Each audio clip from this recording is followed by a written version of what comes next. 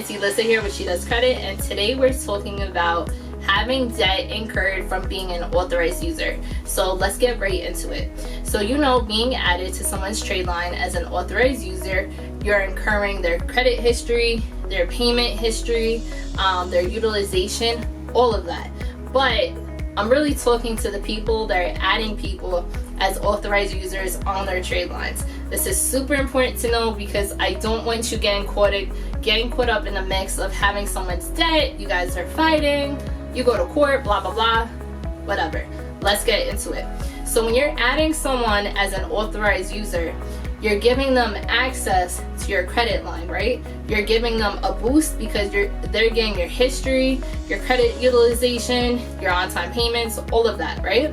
But there are certain things that you could put in place just to protect yourself. First and foremost, I would have an agreement. I would have a contract because God forbid the credit card companies ever ask for any kind of documentation or proof, even a copy of their license and social just to verify who they are. Do that. Make sure you have that in place as well as a contract with your agreement, right? Also, something that you could do is that you can make sure that that person does not have a credit card, or you could set a limit as to what their credit limit would be, okay? So you could have their credit cards sent to your house. You could cut it up and shred them. You could, just tell the credit card company, hey, I'm just helping so-and-so out. We just need to boost their score. They have no access to a credit card. Make sure you write down who you spoke to. That way it's set in stone. The reason why I'm implementing all of this is because unfortunately I was screwed over. It got into the hands of the wrong people and my credit card got shut down, and that hurts my soul. I have to dispute that, but that broke my heart. So make sure you have all of this in place. So whenever somebody wants to be added, it's like, yeah, like you could help them out, but just don't be adding anyone because sometimes they'll ask for that person's social security number as well, and you don't want to get yourself caught up in that. Now, there are a few people that I know personally, they have added people to their credit lines, and those people went and bowled out. Like, they went on shopping sprees, they're paying for this bill, they decide to go out to eat, and guess who got hit with the bill?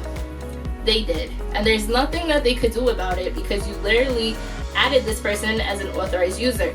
You gave that consent. You clicked the button online verifying it. You've called it in to make sure that they were added out of good faith just to help them, right?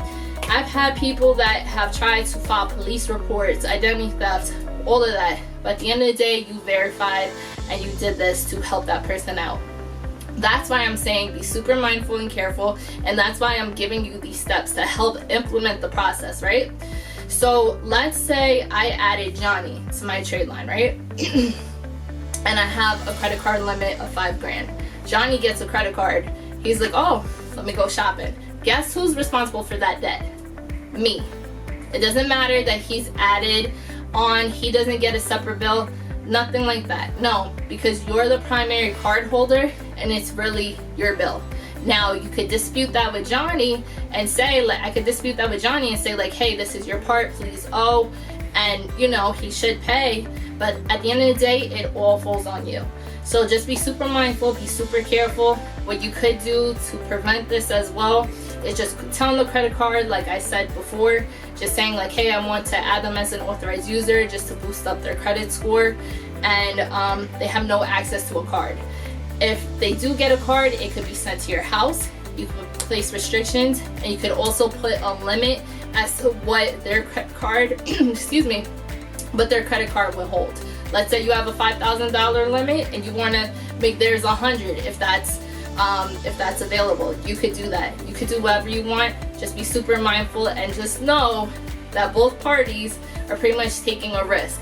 You're taking a risk on your credit line, and God forbid something happens, you get shut down, and that does not look good because on your credit report it will say closed by grantor. It's like an investigation. So whenever you close out a credit card, your score will go down as well because you're losing that credit line. So your debt to income ratio goes down. You're losing capital, like you're losing access to a card and credit. And also on top of that, it doesn't look good to other credit card companies.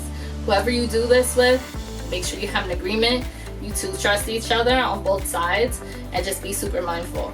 So I really hope, and listen, if you're coming on somebody's credit line, do the right thing. Don't be running up their credit cards and, you know, just thinking it's free stuff. Do the right thing, because karma going to get you. Bang.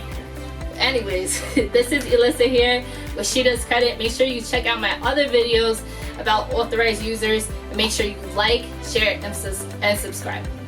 Bye. Come on.